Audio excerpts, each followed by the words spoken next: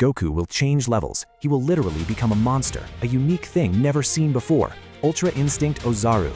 This will be his trump card after the fight against Gohan, and I will prove it to you, but only on one condition, if you stay until the end. So pay attention, subscribe to the channel, leave your like, and activate the notification bell.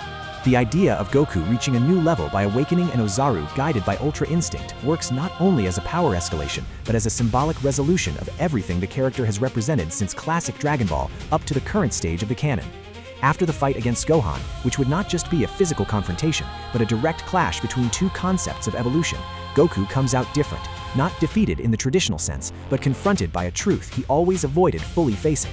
Gohan does not surpass him only in raw strength or latent potential. He forces Goku to realize that power is not born solely from the instinct to fight, but from the ability to coexist with all parts of oneself. This realization is the true trigger of the transformation, far more than any training or emotional outburst. Goku has always been an incomplete Saiyan in the most literal sense possible. He lost his tail early, broke his connection with the Ozaru before understanding what it meant, and spent his entire life seeking evolutions that denied his most primitive form. Super Saiyan Blue, and even Ultra Instinct represent paths of refinement, control, and detachment from raw instinct. However, Ultra Instinct was never about denying nature, but about acting without internal conflict. The paradox was always there. How can someone reach the pinnacle of instinct while ignoring the most instinctual part of their own race? The fight against Gohan exposes this flaw in a brutal way. While Gohan accesses a power born from the fusion of reason, emotion, and Saiyan heritage, Goku realizes that he still fights divided, always separating form, technique, and essence. The awakening of the Ozaru under the dominion of Ultra Instinct emerges not as an explosive moment, but as a heavy silence. The artificial moon or an equivalent energetic manifestation does not provoke uncontrolled fury, but a profound recognition. Goku does not resist the transformation, does not try to repress it, does not lose himself in it. For the first time, he accepts the Ozaru not as a curse or a savage state, but as a legitimate extension of himself. The body grows, the presence becomes overwhelming, but the eyes remain serene, empty of hesitation. There is no initial roar, only an absurd pressure that distorts the environment around him, as if space itself understood that something outside the normal scale had just been born. But this is not literal. Rather, it is within him, just as Gohan did. The relationship between Gohan and the Ozaru has always been one of the most underestimated in the entire Dragon Ball narrative, precisely because it was interrupted too early, but never truly resolved. Unlike Goku and Vegeta, who experienced the Ozaru as a recurrent or strategic state, Gohan had a brief, traumatic, and deeply symbolic contact with this form, and it is exactly this trauma that creates the basis for understanding why Gohan's current power can indeed have an indirect and even conceptual connection to the Ozaru, even if this was never explicitly verbalized in the work. As a child, Gohan does not transform into an Ozaru by choice or combat instinct, but through total loss of control. The moon did not awaken Saiyan pride in him, it awakened fear, loneliness, and a power he himself did not understand. Gohan's Ozaru was not just destructive, it was an unconscious scream of a power that found no rational outlet. Unlike Vegeta, who saw the form as heritage and racial superiority, Gohan experienced it as something wrong, almost like a punishment for being different. This deeply shapes his relationship with his own potential. From an early age, Gohan has always sought paths that allowed him to access power without losing himself emotionally. The potential unlocked by Guru, the awakened state granted by Elder Kaioshin, and more recently the beast form follow the same logic, power that emerges without the need for blind rage, yet still carries an absurd intensity. What many ignore is that this pattern is born precisely as an unconscious reaction to the Ozaru. Gohan spends his entire life trying to prove to himself that he can be the strongest without becoming what terrified him as a child. The connection to the Ozaru is not aesthetic, but structural. The Ozaru was always a multiplier of raw power, a direct amplification of Saiyan essence without filters. The beast state works in a similar way, but internalized. Instead of the body growing and losing control, the energy condenses, becomes dense, almost suffocating. It is as if Gohan learned over the years to bend the concept of the Ozaru inward. He does not expand the body, he expands the presence. He does not grotesquely alter the physical form, but alters the perception of those who stand before him. The sense of threat is the same, only refined. There is also an important parallel in the emotional trigger. The Ozaru was activated by an uncontrollable external stimulus, the moon. Gohan's current power, on the other hand, is activated by a deeply emotional internal stimulus, protecting those he loves, especially paternal figures like Piccolo. In both cases, the power emerges when the conscious mind fails to contain something far greater. The difference is that the adult Gohan has learned not to fight against this flow. He no longer tries to suppress the internal monster. He accepts it, but redefines its form of existence. Narratively, this creates an interesting contrast with the idea of Goku's Ultra Instinct Ozaru. While Goku resolves his conflict by accepting the Ozaru in a literal and integrated way, Gohan resolves the same conflict in the opposite manner, by sublimating it. One embraces the primitive form and elevates it to technical perfection. The other absorbs primitive brutality and transforms it into conscious power, almost academic in its efficiency. Both reach an absurd level, but through different philosophical paths. Goku becomes the external synthesis of instinct. Gohan becomes the internal synthesis of potential. Gohan's current power, therefore, can be seen as a spiritual Ozaru, an echo of that childhood transformation that was never completed. He no longer needs the moon, the tail, or the loss of control. He carries the multiplier within himself, always latent, always dangerous, but now under an identity he chose to build. This explains why Gohan frequently makes power leaps that seem illogical under traditional training rules. He is not just evolving, he is releasing layers of something that was always there, since the first time he looked at the moon. This reading also reinforces why Gohan continues to be narratively special, even when other characters reach divine techniques. He does not rely on gods, angels, or combat doctrines. His power is born from resolved internal conflict, not from learned technique. And this conflict begins exactly with the Ozaru, not as a form he masters, but as a shadow he overcomes. Therefore, yes, there is a clear, deep, and coherent connection between the Ozaru and Gohan's current power. Not a visible connection, but an emotional, conceptual, and structural one, which gives the character a unique identity within the mythology of Dragon Ball. Well, anyway, going back to Goku, in a new Ozaru with instinct, he is not just bigger or stronger, he is silent, precise, impossible to predict. Ultra Instinct flows through the colossal body like an invisible river, causing every gigantic movement to be executed with absolute economy.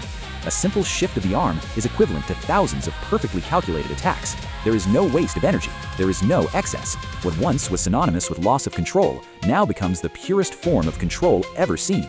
Goku ceases to be just a fast fighter and transforms into a phenomenon, a force of nature that reacts even before hostile intent forms in the opponent. Narratively, this completely changes Goku's status in the universe. He ceases to be merely a mortal who achieved divine techniques and begins to occupy a hybrid territory, something that even the gods of destruction do not fully understand. Beerus does not see that form as a common threat, but as a statistical aberration, something that should not exist within the rules that sustain the universes. Whis, in turn, immediately understands what is before his eyes, and his silence carries more weight than any explanation. The Ultra Instinct Ozaru is not a technique, it is not a conventional transformation, it is the absolute synthesis between primitive instinct and transcendental consciousness. This is where the old concept comes in. Regarding this new form of Goku, it may be that the return of Super Saiyan 4 or something similar to Gohan's beast form is coming, and yes, it could even resemble both, but not as a direct copy. The strength of this new Goku Ozaru with Ultra Instinct lies precisely in absorbing elements from Gohan's beast and Super Saiyan 4, reinterpreting both on an existentially superior level. The appearance must communicate at first glance that it is familiar and at the same time wrong, as if two different evolutionary lines had crossed into something that should not exist. The closest visual base would still be Super Saiyan 4, because it already represents the Ozaru controlled and condensed into humanoid form. The Ultra Instinct Ozaru, however, would not have the vibrant red or the warm aspect of Super Saiyan 4. The fur would be shorter, denser, and silver-gray in color, almost white, resembling metallic ash. In certain regions, shoulders, forearms, and back, this fur would seem to dissolve into pure energy, creating the sensation that the body is oscillating between matter and instinct. The tail would be present, but not as a symbol of savagery. It would move slowly and precisely, reacting even before Goku thinks, functioning as a sensor of balance and hostile intent. In addition, we know that Toyotaro is the creator of Dragon Ball AF, and this information is extremely relevant to this discussion, including from a creative and editorial point of view. The current person responsible for the Dragon Ball Super manga, Toyotaro, was precisely the author of the famous Dragon Ball AF, which for years circulated as a myth among the fans. AF was never official, but it was one of the most influential fan projects in all of the franchise history. And the central point here is that Toyotaro not only knows these concepts, but helped shape them in the collective imagination. In Dragon Ball AF, Toyotaro was already working exactly with ideas that today seem very close to what you are proposing. Evolutions that mix primitive Saiyan instinct with higher levels of consciousness. Designs that dialogue with Super Saiyan 4 but go beyond it, and a more mythological reading of Goku's power. The very concept of a Goku who surpasses the traditional limits of transformation, ceasing to be just a warrior and becoming something almost outside the normal hierarchy, was already there, even if in an embryonic form.